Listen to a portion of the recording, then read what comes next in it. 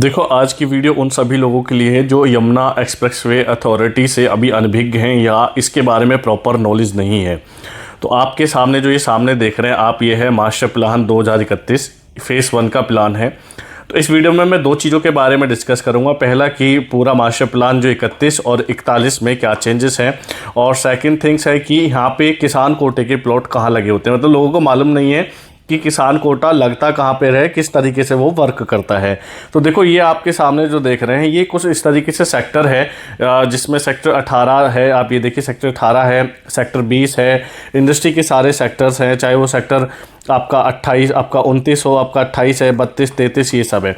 तो देखो, ये अभी है कि मास्टर प्लान फेज़ 1 का है। अभी मैं अगर इसको थोड़ा टर्न करते हैं, देखो ये हम मैप की ही बात कर रहे हैं, तो यहाँ पे टर्न करते ही आ जाएगा मास्टर प्लान फेज़ जो पूरा हमारा 2041 का है, 31 से 41 वाला।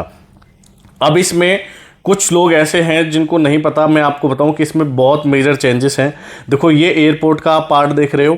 अभी यहाँ पे आप थोड़ा सा देखो, ये सेक्टर 29 है, ये सेक्टर 30 और 31 और सेक्टर 8, ये क्या थे? ये पहले इंडस्ट्री के सेक्टर थे, एयरपोर्ट के सेक्टर नहीं थे। मतलब एयरपोर्ट ने एक्वायर नहीं किए थे, लेकिन मास्टर प्लान 2041 आने के बाद इनको एयरपोर्ट ने एक्वायर कर लिया। अब देखो डिफरेंस दिखाता हूँ मैं। अभी ये है और अभी हम लोग टर्न करते हैं। अब देखो आप, ये यहाँ पर 31 में ये पहले सेक्टर हुआ करते थे इंडस्ट्री के, जो कि अब एयरपोर्ट एमआरओ वगैरह ने ले लिए हैं। तो दोस्तों, इस तरीके से कुछ हमारा मास्टर प्लान में चेंजेस हुए हैं। ये बाउंड्री सेट की हैं, जैसे इन्होंने, ये आप देखा होगा, एक तरफ ये धनकोर रेलवे स्टेशन है, एक तरफ ये वाला आपका जो चोले से आ रहा है, चोला जंक्शन, एक तरफ वो वाला स्टेशन है, खुर्जा वाला है, और इधर ये ईस्टर्न पेरिफेरल एक्सप्रेसवे से। और नए मास्टर प्लान में ये जो रूट आप देख रहे हो, यहाँ पे इन्होंने जो आपका दिल्ली मुंबई एक्सप्रेसवे आ रहा है उससे इन्होंने कनेक्ट कर दिया है। ठीक है साथियों, तो कहीं यहाँ जाके ये दयानतपुर गांव पड़ता है, जहाँ पर दिल्ली मुंबई से इसको कनेक्ट किया है इसको। तो दोस्तों, पूरी रीजनल कनेक्टिविटी की अगर हम लोग बात करें तो प्रॉपर जेन्युइन रीजनल कनेक्टिविटी है। सारे यहाँ पर इंडस्ट्री के सेक्टर हैं, जैसे इन्होंने नंबरिंग की हुई है 1 2 3 4 5 करके।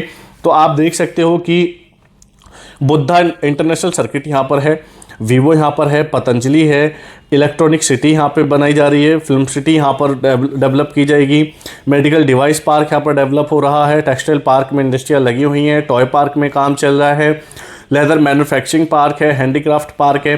तो एक तरीके से कह सकते हैं डेडिकेटेड पार्क यहाँ पर इन्होंने दिए हुए हैं, डेडिकेटेड चीज़ें यहाँ पर इन्होंने दी हुई हैं।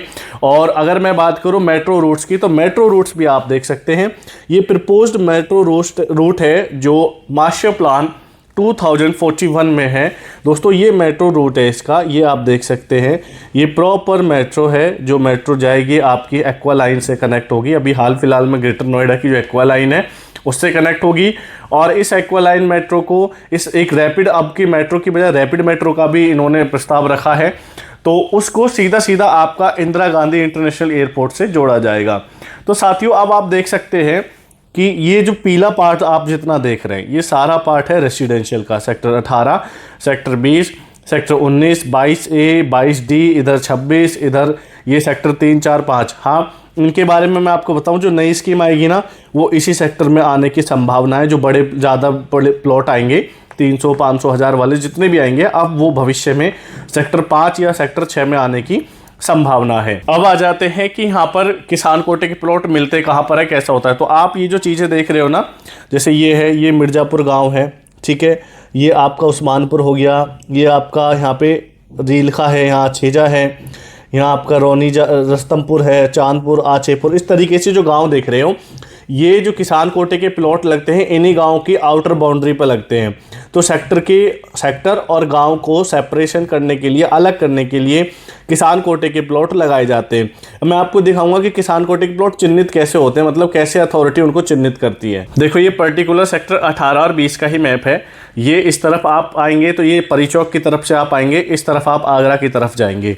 एक पहली एंट्री आपको 24 मीटर की रोड की पड़ती है, जहाँ 7A पॉकेट आता है, फिर IJ वगैरह ये सब पॉकेट आते हैं। एक मेन एंट्रेंस है आपकी 100 मीटर रोड से, ठीक है।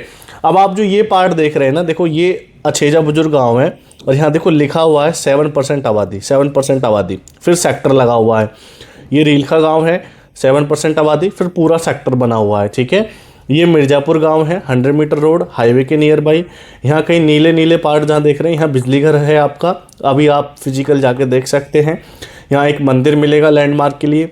ये देखिए पूरा 7% आबादी गांव है। ये रामपुर, ये 7%, फिर ये पॉकेट टोसी। उसके बाद आएंगे इधर आप आ जाइए, देखिए ये रहा आपके गांव उस्मानपुर, चांदपुर, ये पारसोल गांव है, ये सेक्टर है, ये किसान कोटा लगा हुआ है, फिर पॉकेट है। इधर आ जाओगे रामपुर, जाटव बस्ती, ये पॉकेट लगे हुए हैं। तो कुछ इस तरीके से किसान कोटे के प्लॉट जो है अथॉरिटी आपको देती है कि इस तरीके से गांव को बाहर ही मिलेंगे और उसी गांव के उसी सेक्टर के पास ही मिलते हैं जिसका गांव होता है, ठीक है। अब हम लोग बात करेंगे कि इनका मैप अथॉरिटी तैयार कैसे करती है। मैं दोनों दिखाऊंगा आपको, सेक्टर मैप भी और इनका मैप भी। देखो फॉर एग्जांपल ये 3D पॉकेट है, ये सेक्टर 18 का 3D है और यहाँ पे ये अथॉरिटी ने पूरा इसका मैप बनाया हुआ है। इसमें डिफरेंस आप समझिए, देखो यहाँ पे प्रॉपर पार्क दिए गए, ठीक है, प्रॉपर रोड को वाइड एंगल दिया गया, जो एडजॉइंट रोड है जो दूसरे सेक्टर को जोड़ती है वो 45 मीटर की है।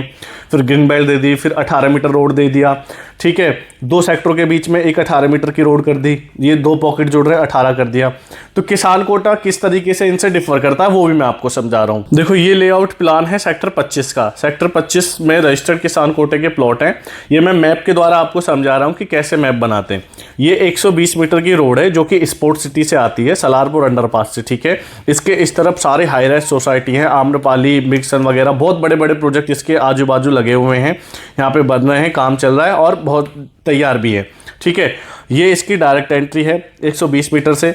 अब इसमें देखो 18 मीटर का वाइड रोड है, इसमें आपको इस तरीके से पार्क दिए हैं, ये देखो ब्लॉक बनाए हुए हैं प्रॉपर। तो जैसे सेक्टरों में होता है आपका डिफरेंस कि भाई हाँ इस तरीके से, इसमें क्या है कि सेक्टर में सारे प्लॉट ही 300 के मिलेंगे आपको, लेकिन इसमें देखो साइज में बदलाव है। यहाँ 1570 मीटर का प्लॉट है, ये 1880 का है, ये 2060 मीटर का है, ये 2500 मीटर का है, ये 2300 का है। अगर हम किसी ऑनलाइन में देखें, देखो यहाँ 790 या 910 या 630, इस तरीके से। तो आप लोग जानेंगे कि वहाँ पे क्या था, सारे ही 300 के थे, एक ही लाइन थी। यहाँ पे अलग अलग साइज है, तो ये मेनली इनमें डिफरेंस होता है। बाकी जैसे पार्क इसमें बने हुए हैं, सारी चीज़ें इसमें होती हैं। रोड की बात करें तो 18 मीटर रोड होता है इसमें, 12 मीटर मतलब मिनिमम 12 मीटर, मैक्सिमम 18 मीटर इनमें रोड होता है। एंट्री की बात करें तो प्रीमियम एंट्री होती है। अगर हम लोग बात करें इनकी, भाई इनको क्यों खरीदें, तो देखो वो प्रॉपर जो मैंने आपको दिखाए थे वो रेसिडेंशियल है, ये वाले आपके सारे प्लॉट कमर्शियल हैं। इसमें आप बिल्डिंग बनाइए, ऑफिस स्पेस बनाइए, आप इसमें कुछ भी कर सकते हैं। तो ये प्रॉपर आपके कमर्शियल होंगे। आपके इनके सामने हाई राइज सोसाइटी हैं, सारी बड़ी बड़ी बिल्डर्स सोसाइटी है। तो सोचिए कि सब लोग अपना कमर्शियल करने इन्हीं सेक्टरों में आएंगे, तो इन्हें परचेज करने का ये फ़ायदा होता है। बाकी आपकी कोई भी क्वेरी है निवेश से संबंधित तो आप हमसे संपर्क कर सकते हैं। ये मैप देखो रामपुर बांगर का है, ये देखो ये सेक्टर का है, ये सेक्टर का लेआउट है। इधर सेक्टर के प्लॉट हो गए, यहाँ पे किसान कोटे के लगे हुए हैं, इस तरीके से मैप है। ये रीलखा का मैप हो गया, ये इस तरीके से प्लॉट लगे हुए हैं। ये 12 metre road, future, blaze boundary और इधर आपके सेक्टर लगेंगे। तो आपको इन प्लॉटों से संबंधित कोई भी जानकारी लेनी हो, रजिस्टर्ड अनरजिस्टर्ड दोनों तरीके की प्रॉपर्टी अवेलेबल है, सस्ते वाले महंगे वाले सब आपको मिल जाएंगे। बस आपको करना क्या है कि आपको जो मेरा नंबर मेंशन आ रहा है स्क्रीन पे, उस पर कॉल करनी है। तो वीडियो देखने के लिए बहुत बहुत धन्यवाद। Thank you so much.